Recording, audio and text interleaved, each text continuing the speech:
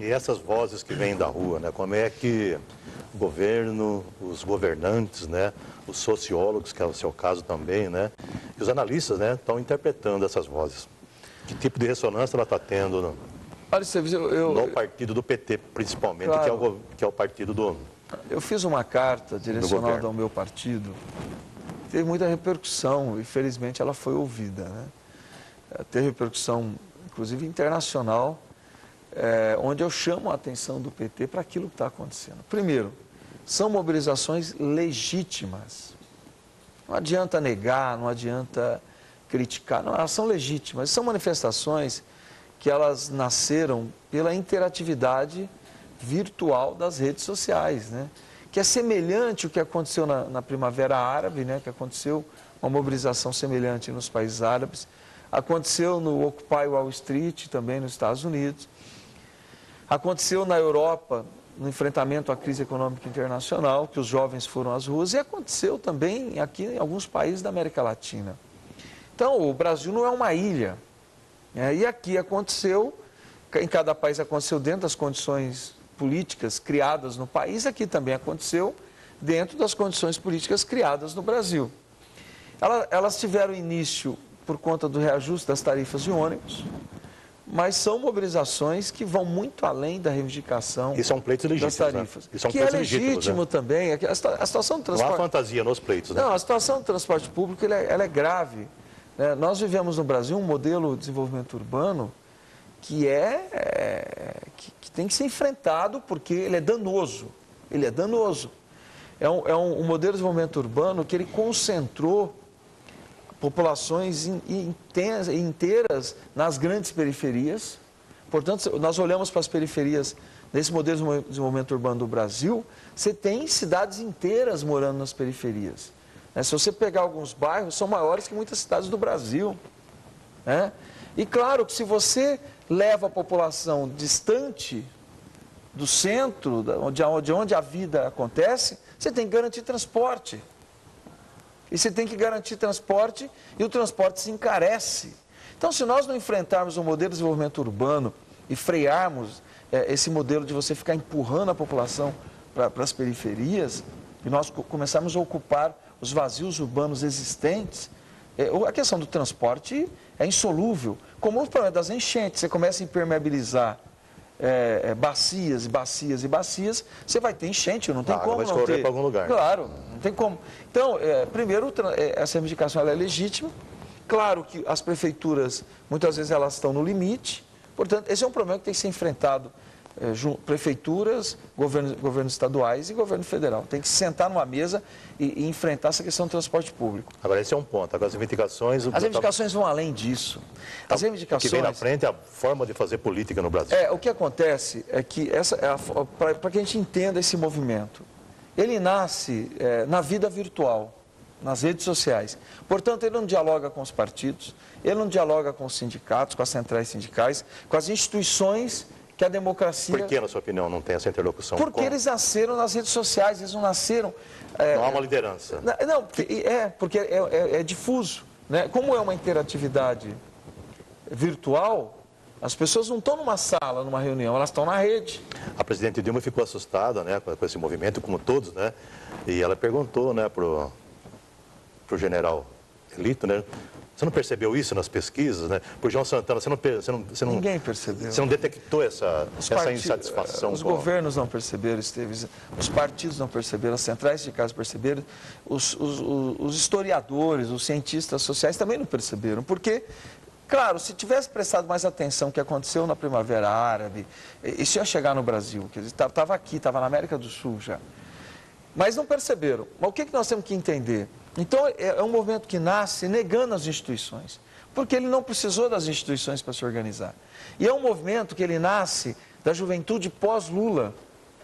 Portanto, uma juventude que não viveu nem o que foi... pintadas. Não viveu o que foi a ditadura militar, não viveu o que foi a falta de democracia, não viveu o que foi o processo inflacionário, a crise econômica, o desemprego. Ele viveu ganhos. O que o PT errou, por exemplo? O PT achava que, por ser uma juventude que tinha acesso ao ProUni, que teve acesso a emprego, teve acesso, os pais melhoraram a renda, que isso aí era o suficiente. E o que essa juventude vem nos dizer? Olha, nós tivemos ganhos materiais, sim, mas nós queremos muito mais que ganhos materiais. Nós queremos participação política, nós queremos uma nova cultura política, um novo modelo de se fazer política.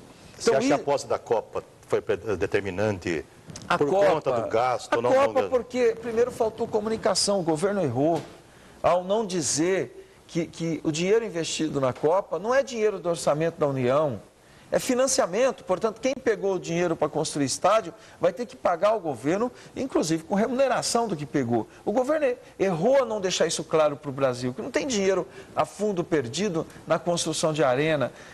Perdeu o debate, porque a hora que se deu conta de que tinha mobilização por falta de informação, a opinião pública estava ali formada. E estádios que não serão utilizados para não muita coisa, no caso de Brasília, por exemplo, que nem time de futebol tem. Esse é um outro debate, Esteves, que eu acho importante que se faça.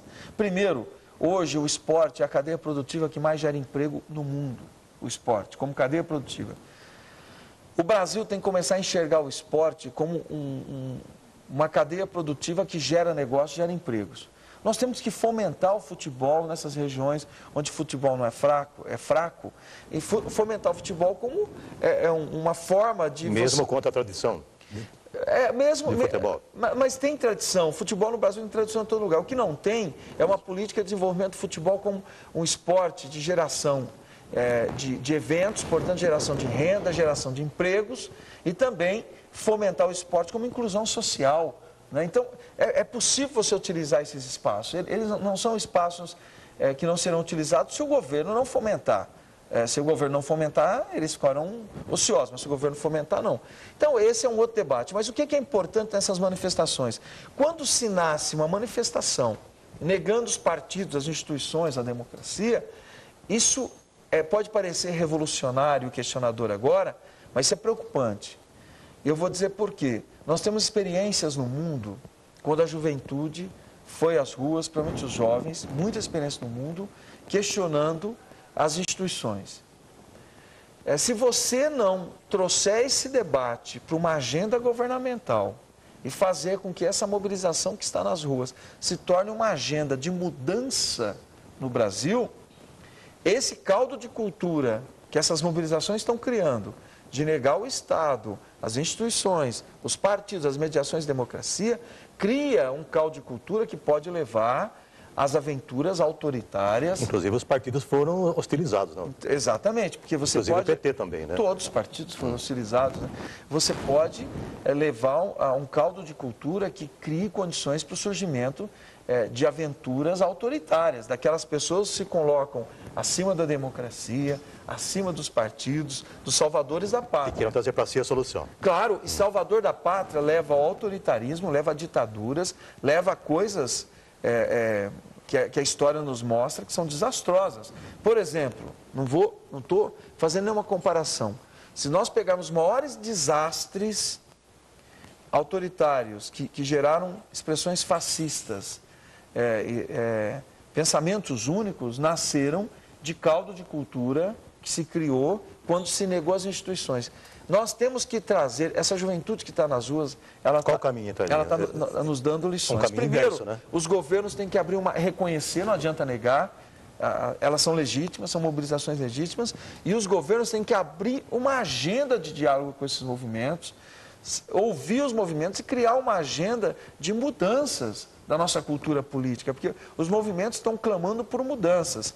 Reforma política. Porque as mudanças até então foram só retóricas até agora. Não, porque a gente, por exemplo, nós estamos falando em reforma política. Há quanto tempo a gente fala disso? Isso, mas nós não temos força política para fazer a reforma, política eleitoral. Essa mobilização que está na rua pode nos dar sustentação para a gente fazer uma grande reforma política eleitoral no Brasil, fazer uma reforma de... Qual que é a força contrária para essa reforma política? Nós não temos maioria no Congresso. A maioria do Congresso é contra a reforma política eleitoral. Mas com essa mobilização na rua, a gente pode mudar a opinião do Congresso.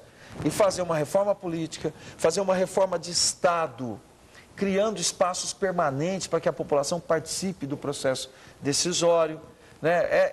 Portanto, nós temos que criar uma agenda e trazer a agenda desse movimento para uma mudança que fortaleça a democracia e não negue a democracia. Que a gente saia dessas mobilizações fortalecendo a democracia brasileira. E a mesma coisa, então, em relação aos partidos, às centrais sindicais, às instituições que trabalham com os movimentos sociais, nós temos que disputar o ideário desse movimento. Existe um ideário de mudança que ele precisa ser disputado, ele tem que ser trazido para a agenda dos partidos e para que a gente possa fazer uma grande mudança cultural do ponto de vista político do Brasil. Tem que mudar a cultura política do Brasil. Se os partidos não se abrirem para essa agenda, se os governos não criarem uma agenda de diálogo com esses movimentos, nós estaremos, primeiro, incentivando essas mobilizações como uma mobilização contra o Estado, que pode levar a uma mobilização contra a democracia, né? E também, se nós não estivermos atentos, essa mobilização, esse caldo de cultura política que está se criando, pode ser, sim, apropriado pelo pensamento autoritário, pelos setores conservadores, reacionários, e nós, em vez de avançarmos a democracia, temos retrocesso na democracia brasileira.